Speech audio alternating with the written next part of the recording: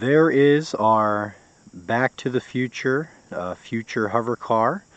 If you have ever seen Back to the Future 1, 2, or 3, good movies, you'll understand the reference, as in the movies the wheels of the DeLorean, which is a cool car, I always thought it was cool, fold down, all four of them, and it becomes like a hover.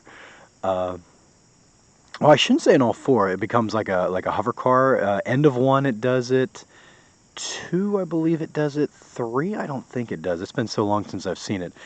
But I know that in the 1 for sure it does.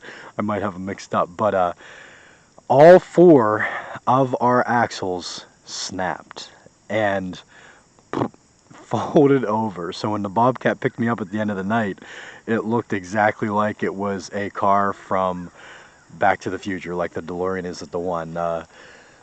Kind of disappointing in the fact, you can see the back end. I didn't end up crimping the trunk up because I was like, it's hot, I'm out of time, and I knew it was rusted back there and it wasn't going to take too much to smash it up. But that wasn't the disappointing part. I mean, I knew that was going to happen, and I knew my front axles were kind of soft, like they were pretty rusted. And you see the front end, the hood, and I did take a little hit in the front whenever I went. The only hit, really, good hit I got to do. Didn't do any damage, so we'll take that baby off the bumper and keep it. But I got hit on the door pretty much right away. Pretty good hit by the guy, you can see. Pressed in there, and it actually busted my cage out because there's just no good way to mount up there. There's just not enough metal unless you do a bar gone across, or I mean, I guess I could do it all the way up here across the dash like we did with my first Cavalier, but then it's so high on the door, it's really pointless. Like, if it's not in the middle of the door, if it's all the way up there, I mean, I guess if it's a bigger car than you might get much, but really not. But the front punched in, and it pulled the middle bar that I had going from the inside to the inside. It pulled it out and it dropped. So took another hit on the side, but that wasn't the problem. That kind of was like, oh shoot, that disappointing. From now on, I'm just doing one bar side to side, because whenever I do a weld like that, even with my cheap welder, that bar gone across holds really well. So that's all I'm doing. You can see again how it's up. I actually had to jack the car up to get the wheels straight so it would sit properly on the trailer and not like potentially kind of shift in or even like over too much in the trailer off the side or something. But yeah, just got hit hard in the side, and this one actually is the one that first said it didn't even get touched, and it broke, completely pulled the CV shaft out. So I'm sitting there running, I mean, not long into it, and couldn't get any gears to grab. And then this one, I don't know if it broke at the same time or what, but it, again, whenever he picked it up, all 4 axles dropped like I was the car in Back to the Future. So motor's untouched, nothing to show there.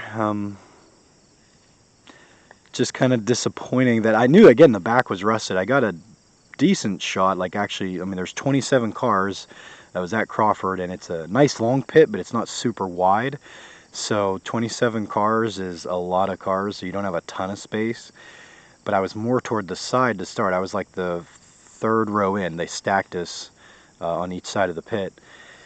And yeah, disappointing that we didn't get to have more fun with it. I didn't think this was a car we were going to get down to the end. That's why I said, after, hindsight's 20/20, I said, man, if I knew that was all the more the front axles had, I knew the back was going to be junk fairly quick.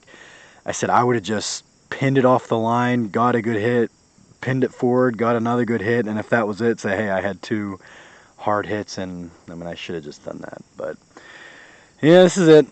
Not much to show. Kind of disappointing. Disappointing indeed.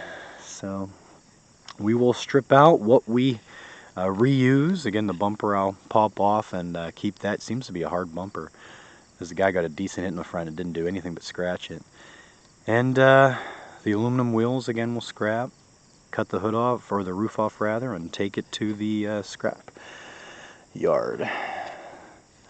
Unfortunately, we didn't get to do it all day, but paint job looked really good. I said to my brother and wife, I said, at least we look cool, right? I mean, at least we got something out of it. But think we're going to be a little bit more simple and quick, not only because the school year's starting, but because these cars are just so rusted that you know, you can't reinforce them at all. And said when the front axles go and you lose the CV shaft, you're just sitting there dead, even if your car's running. So and you can see how it did kind of plow down. That's why they say, you know, beat with the sledge around the top of that, press it up, and it should help kind of fold it in instead of folding down.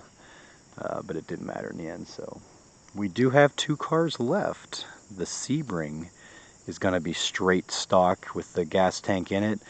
The Camry, I'm not sure of, but we got quite a few derbies in our area in September and October. We'll try to do probably one each month at least.